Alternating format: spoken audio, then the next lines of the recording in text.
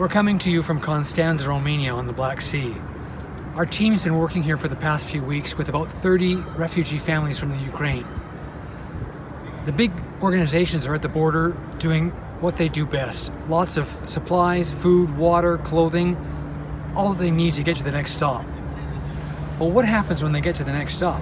Constanța is one of them. Romanian families have been offering their apartments for free and some food. But as the days go by, as you know, anyone a couple of weeks out from a paycheck doesn't have any money. These families are facing exactly that. Second paycheck's gone. They've run out of money. They've got free rent, but they've got no food. So Corinne came up with the idea, how about we use our donated funds to buy prepaid grocery cards? Forget spending the money on the vans, shopping, delivering all over town, and just put that money right onto the card for the family directly. It accomplishes a bunch of things. It gets the family out of the house because they're starting to go stir crazy. It gets them back into a little bit of normal living.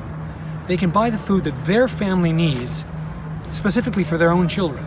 There could be allergies that get lost in the translation.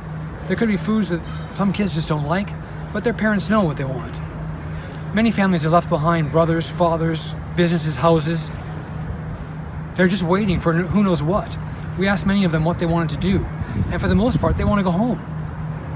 But we'll see what happens with the war. We just don't know. Our initial goal was to help 100 refugees.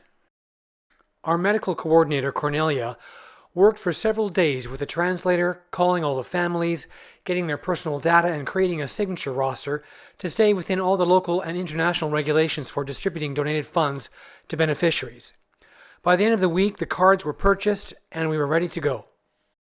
We organized days, times, and places to meet with over 100 Ukrainian refugees in parks where the children could play, while we worked on the prepaid grocery card distribution.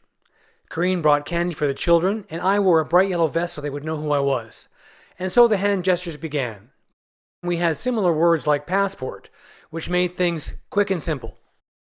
The Ukrainians had never met each other, and within a few minutes were conversing with each other, which was such a sense of relief for them that they could express themselves in their own language, talk about the war, tell about their experiences, which village they came from, who was left behind. There were many stories, many tears, hugs, and so much emotion. It was very difficult to keep from constantly tearing up when the emotion became overwhelming. Corinne noticed two little girls who were playing together.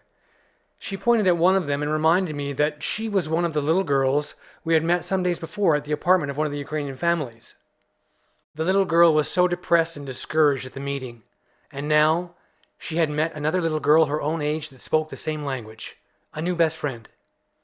They laughed and screamed as they ran around the playground together. It was so heartwarming to see.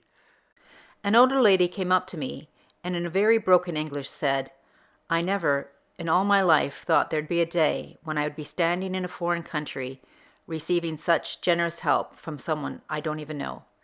The lady started to tear up and turned away and walked a few steps, facing away from me. She started to cry.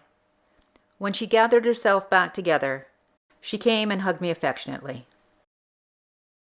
In the midst of our activities, we received another call for help.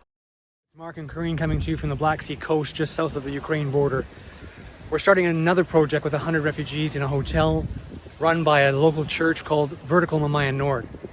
It's run by Claudio and Lena Mihaiu, and we used to know them 25 years ago when we were here on a missionary project in Nevodar. So we're going to go check out their project. We're going to help with prepaid food cards.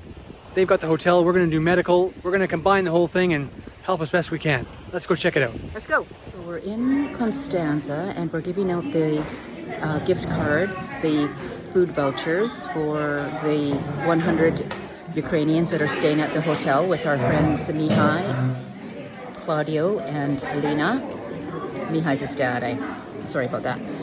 And so I'm just going to do a little bit of filming here to show you what's going on.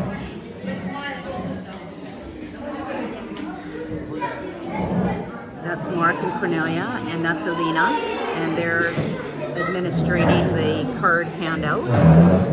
That is Claudio, the pastor, and Alina's husband. And then this is just some of the folks that are here today to receive the gift cards. When I say gift card, I mean grocery card. Little guy doing a little dance. That's one of the babies that was born since they've been here. These are just some of the folks. Little play area for kids over there.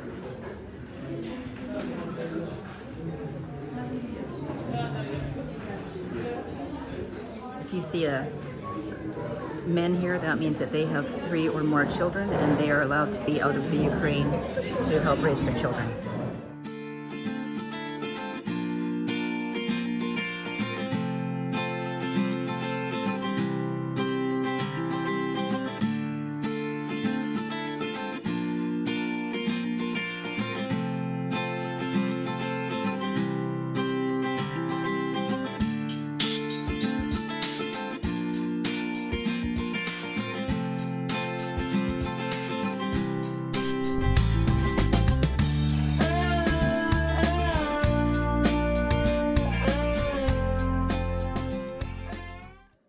During the time that we helped with the refugees at the pension, Cornelia's colleague, pediatrician Dr. Marga Ekaterina, graciously volunteered her time to spend several full days at the pension. Cornelia assisted the doctor, who was able to provide consultations and examinations for all the children. Over the next few months, we continued to supply grocery cards to the first group of refugees in Constanza. More meetings in the park, more opportunities for everyone to get together and converse. At the pension, the group there decided to pool their cards and form a community kitchen. Lots of shopping and cooking duties produced some great meals. All the while, just under the surface, the reality of the war remains. By midsummer, we made our way from Constanza to Brasov, Transylvania. This is the town where our Romanian headquarters is. Thousands of Ukrainian refugees have made their way to Brasov while trying to wait out their unknown future. Brasov has been very welcoming, and the Ukrainian community used the town square to express their thanks to Brasov and show their desire for the war to end. We have partnered with the city of Brasov, sponsoring the Refugee Kindergarten Lunch Program, which feeds 30 children 5 days per week. Our current commitment is a period of 6 months. It's been a challenging year with the global pandemic, war in Ukraine, and managing our other projects simultaneously, but we strive to help the best we are able as we face new situations. For more detailed information, you can visit our website at www.hftn.ro.